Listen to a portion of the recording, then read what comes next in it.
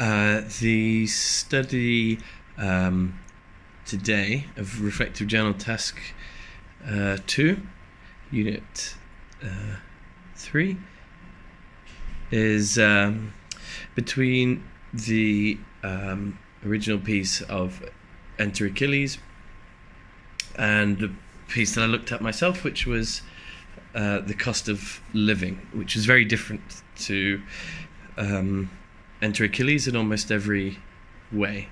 In terms of the four topics here, I'll stick on there. I think they differed in lots and lots of different ways, but I'll stick to the four topics at hand. So the first one, the concept of dance.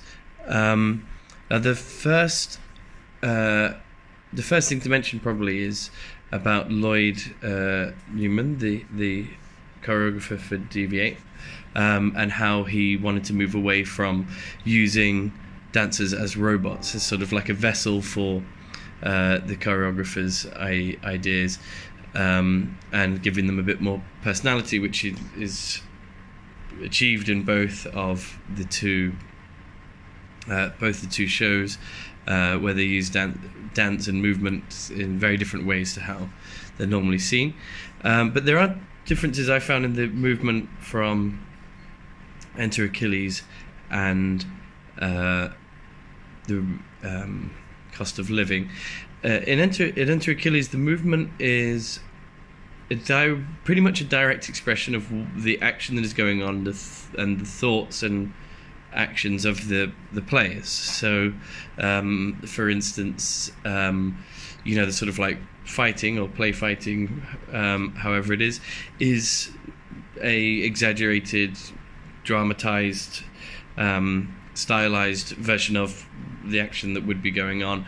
And say when they're mocking someone or something like that, they usually say they're bringing down their ego, say, then they might be physically bringing them down too. There's quite a bit of connection between the action and the dance move that is being done. It's essentially, say, a stylized exaggeration of what's happening, or the sort of quite famous scene where they have a blazer off the shoulder and they're sort of in formation, like almost kind of moving like a school of fish, or at least animals, in sort of synchronized way, suggests, is a fairly direct analog to what it's showing, of men kind of being in herds and being coerced into certain behaviors. Whereas in The Cost of Living, actually, firstly found there's not nearly as much movement in Enter Achilles. There's everything is basically the movement, whereas in The Cost of Living, there are scenes where people are just walking and talking.